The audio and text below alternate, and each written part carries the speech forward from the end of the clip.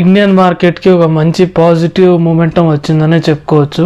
మనం last week discuss చేసుకున్న levels బాగా వర్క్ అయ్యాయి. గ్లోబల్గా ఇంకా అన్సర్టనీస్ ఉంటూనే ఉన్నాయి. H1B వీసా గురించి ఒక న్యూస్ వచ్చింది.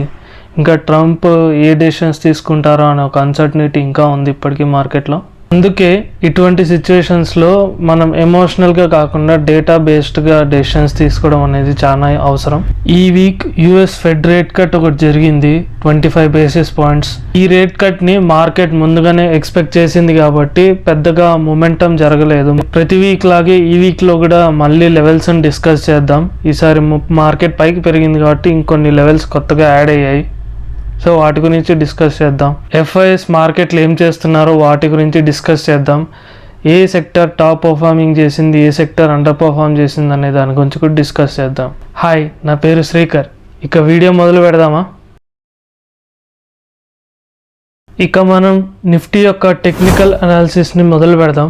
నిఫ్టీ చార్ట్ని వీక్లీ టైం ఫ్రేమ్లో చూస్తే లాస్ట్ వీక్ యొక్క హైకి పైన ఈ వీక్ క్లోజ్ అయింది. సో దాని ప్రకారం మనం ప్రైస్ యాక్షన్ ద్వారా హయ్యర్ హై ఫామ్ అయింది, బుల్లిష్ అయిందని చెప్పొచ్చు. ఇదే చార్ట్ని డైలీ టైం ఫ్రేమ్లో చూస్తే మనకి ఇక్కడ W ప్యాటర్న్ ఫామ్ అయింది. అది కూడా ఒక ఇంపార్టెంట్ సపోర్ట్ దగ్గర 24,300 దగ్గర. నేను W ప్యాటర్న్ని ఎలా ట్రేడ్ చేస్తానన్న విషయం తెలియకపోతే ఐకార్డ్లో నేను వీడియో పెడతాను, చెక్ చేయండి. సో ఇలా W ప్యాటర్న్ ఫామ్ అయ్యి మరి బుల్లిష్ అయింది కాబట్టి నా ఎక్స్పెక్టేషన్ ఏంటంటే ఈ W ప్యాటర్న్ ఇలా రివర్సల్ అయ్యి మళ్ళా పైకి వెళ్తుందని.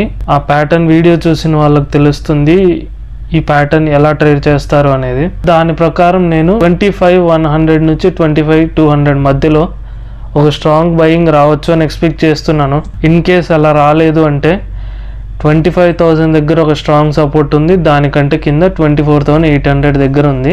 24,800 దగ్గరకు వచ్చింది అంటేనే ఇంకా బుల్లిష్ నేచర్ ఆగిపోయి సైడ్ వేస్లోకి మార్కెట్ ఎంటర్ అయినట్టు అని చెప్పొచ్చు.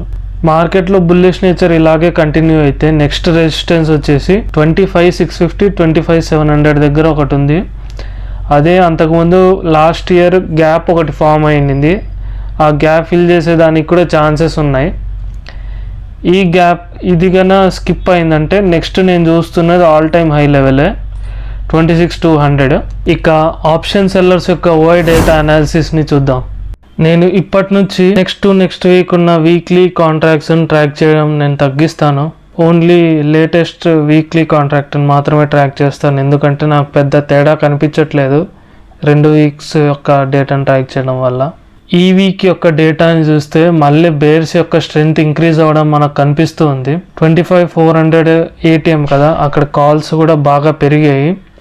సో బేర్స్ డామినేట్ బాగా చేస్తున్నారు ఇప్పుడు కూడా. కానీ మనకి కింద గమనిస్తే 25,300 దగ్గర ఒక మంచి స్ట్రాంగ్ సపోర్ట్ ఉంది.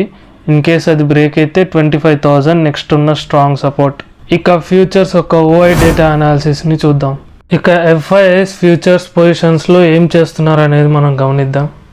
ఈ డేటాని మనం గత 9 వీక్స్గా ట్రాక్ చేస్తూ వస్తున్నాం. సో నేను ఏం చేస్తాను అనేది మీరు ముందు నుంచి ఫాలో అయ్యి ఉంటే తెలిసే ఉంటుంది. FIS షార్ట్ పొజిషన్స్ని పెంచుతున్నారా తగ్గిస్తున్నారా అనేది మనం గమనిస్తూ వస్తాం. సో అలాగే లాస్ట్ వీక్ డేటాతో కంపేర్ చేస్తే ఈ వీక్ 1,99,000 నుంచి 1,72,2కి వచ్చారు. సో అది చాలా షార్ట్స్ తగ్గాయి, which is a positive sign. అలాగే కొంచెం లాంగ్స్ కూడా తగ్గాయి. ఓవరాల్ పర్సంటేజ్ వైజ్ చూస్తే 1% తగ్గింది. ఇది జనరల్గా బుల్లిష్ మార్కెట్లో ఉండే సెంటిమెంట్ కాదు, కానీ ఇలా పెరగడం అనేది మనకు మంచిదే. షార్ట్స్ తగ్గి లాంగ్ సైడ్ పెరగడం అనేది బుల్లిష్ మార్కెట్ కోసం మంచిదే. ఈ వీక్ FIS క్యాష్ మార్కెట్లో ఏం చేశాననేది చూద్దాం. అట్ ప్రెజెంట్ FIS మార్కెట్లో కొంచెంగా బై చేస్తున్నారు. పెద్ద మొత్తంలో డబ్బులు పెట్టడానికి రెడీగా లేరు. ఎందుకంటే నిఫ్టీ కూడా అట్ ప్రెజెంట్ ఫెయిర్ వాల్యుయేషన్స్లో ఉంది. మీరు ఈ స్క్రీన్ చూస్తే ఇక్కడ 4 days డేటా మాత్రమే ఉంది, 19th డేటా లేదు. 19th రోజు కూడా వాళ్ళు ఒక చిన్న బయింగ్ చేశారు 350 crores. సో అది కూడా చిన్న అమౌంటే. So 18th, 19th green buying చేశారు కాబట్టి మండే కూడా బయింగ్ చేస్తే 3 days కన్సిక్యూటివ్గా బై చేసినట్లు కదా. మార్కెట్ బుల్లిష్ అయినట్ట, రివర్స్ అయినట్ట అంటే ఎస్ అయినట్టే. కానీ బయింగ్ చాలా చిన్న అమౌంట్తో చేస్తున్నారు కాబట్టి నేను అందులో స్ట్రెంగ్త్ ఉంటుందని ఎక్స్పెక్ట్ చేయట్లేదు. కానీ ఇన్నాళ్ళుగా సెల్ చేస్తున్న వాళ్ళు కనీసం కొంచెమైనా బై చేయడానికి ఆలోచిస్తున్నారు కాబట్టి ఇది మార్కెట్కి ఒక పాజిటివ్ సెంటిమెంటే. ఇక లాస్ట్ అనాలిసిస్ మనది సెక్టోరల్ అనాలిసిస్ ఉంది. సో ఆ సెక్టోరల్ అనాలిసిస్లో ఏ సెక్టర్ టాప్ పర్ఫార్మింగ్, ఏ సెక్టర్ లీస్ట్ పర్ఫార్మింగ్ అనేది చూద్దాం. ఈ వీక్ యొక్క టాప్ పర్ఫార్మింగ్ సెక్టార్స్గా పిఎస్యూ బ్యాంక్ ఉంది, రియాలిటీ సెక్టార్ ఉంది, ఎనర్జీ సెక్టార్ కూడా ఉంది. ఈ వీక్ యొక్క లీస్ట్ పర్ఫార్మింగ్ సెక్టార్స్లో ఎఫ్ఎంసీజీ ఇంకా కన్జ్యూమర్ డ్యూరబుల్స్ ఉన్నాయి. ఇది నేనేం ఎక్స్పెక్ట్ చేస్తున్నాను అంటే జిఎస్టీ న్యూస్ వల్ల ఎఫ్ఎంసీజీ కన్జ్యూమర్ డ్యూరబుల్స్ బాగా పెరిగాయి. సో వాటిలో కొంచెం ప్రాఫిట్ బుకింగ్ వచ్చింది అనుకుంటున్నాను మన రెసిస్టెన్స్ లెవెల్ దగ్గర. సో అది ఇంకొంచెం కింద పడి మళ్ళీ పెరిగేదానికి అవకాశం ఉంది.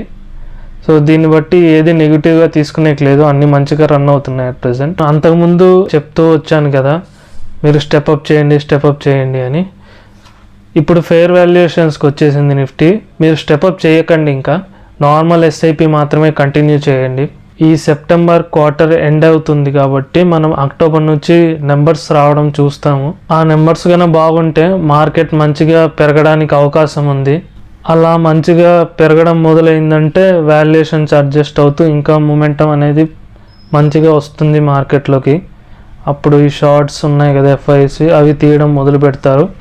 మార్కెట్ మొత్తానికి ఒక మంచి రోజులు వచ్చే ఛాన్స్ ఉంది. సో ఇప్పుడు రాబోయే నెంబర్స్, నెక్స్ట్ జనవరిలో రాబోయే నెంబర్స్, వీటి మీదనే మన మార్కెట్లో మొమెంటం ఎట్టుండబోతుంది అనేది మనకు క్లారిటీ వస్తుంది.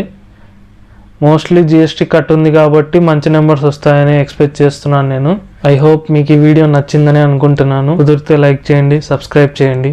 Thank you so much.